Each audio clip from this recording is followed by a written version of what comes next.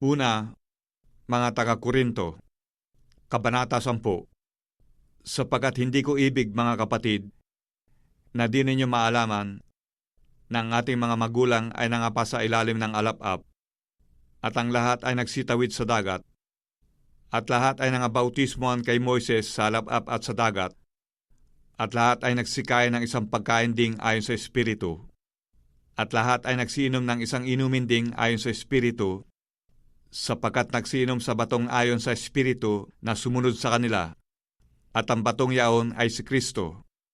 Bagaman ang karamihan sa kanila ay hindi nakalugod sa Diyos, sapagkat sila ibinuwal sa ilang.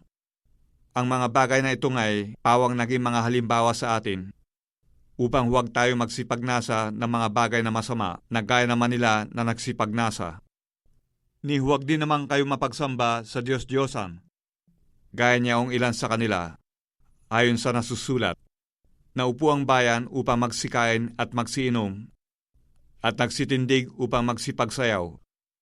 Ni huwag din naman tayo makiapid, na gaya ng ilan sa kanila na nangakiapid, at ang nangabuwal sa isang araw ay 23,000. Ni huwag din naman nating tuksuhin ang Panginoon, na gaya ng pagkatukso ng ilan sa kanila, at nangapahamak sa pamamagitan ng mga ahas. Ni huwag din naman kayong mga bulong-bulungan, na gaya ng ilan sa kanila na nangagbulungan, at nangapahamak sa pamamagitan ng mga mangwawasak. Ang mga bagay na ito ay nangyari sa kanila na pinakahalimbawa, at pawang nangasulat sa pagpapaalala sa atin na mga dinatnan ng katapusan ng mga panahon.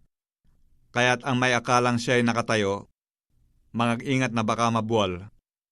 Hindi dumating sa inyo ang anumang tukso, kundi yaong matitiis ng tao.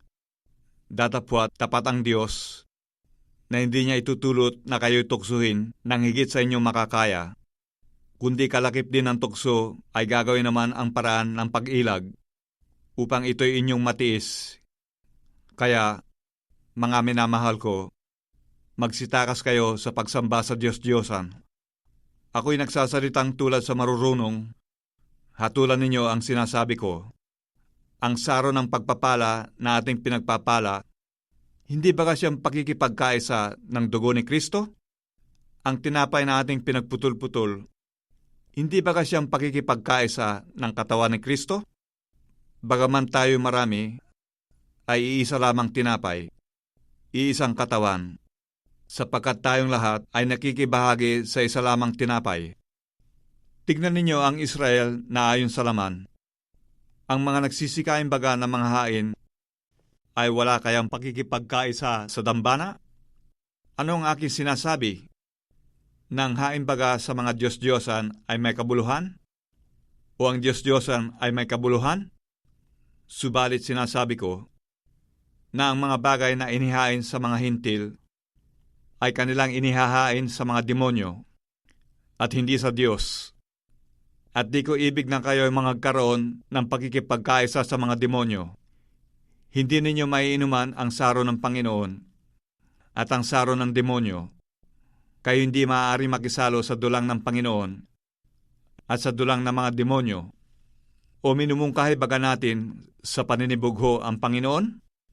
Tayo bagay lalong malakas kaysa Kanya? Lahat ng mga bagay ay matuwid, ngunit hindi ang lahat ng mga bagay ay nararapat. Lahat ng mga bagay ay matuwid, ngunit hindi ang lahat ng mga bagay ay makapagpapatibay. Huwag hanapin ni naman ang sa kanyang sarili, kundi ang ikabubuti ng kapwa.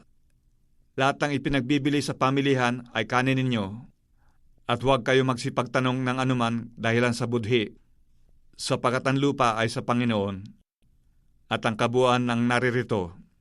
Kung kayo aanyayahan ng isang hindi sumasampalataya, at ibig ninyong pumaroon, ang anuman ihain sa inyo ay kanin ninyo, at huwag kayo magsipagtanong ng anuman dahilan sa budhi. Datapwat, kung sa inyo may magsabi, ito'y inihandog na hain, ay huwag ninyong kanin, dahilan doon sa nagpahayag at dahilan sa budhi. Budhi, sinasabi ko, hindi ang inyong sarili, kundi ang sa iba, sapagkat bakit hahatulan ang kalayaan ng budhi ng iba? Kung nakikisalo ako na may pagpapasalamat, bakit ako'y aalipustahin ng dahil sa aking ipinagpapasalamat? Kaya kung kayo nagsisikain man, o nagsisiinom man, o anuman ang inyong ginagawa, gawin ninyo ang lahat sa ikaluluwalhati ng Diyos. Huwag kayong magbigay ng dahilang ikatitisod sa mga Hudyo man, o sa mga Grego man, o sa iglesia man ng Diyos. Nagaya ko din naman na sa lahat ng mga bagay ay nagbibigay lugod ako sa lahat ng mga tao na hindi ko inahanap ang aking sariling kapakinabangan, kundi ang sa marami upang sila'y mga ligtas.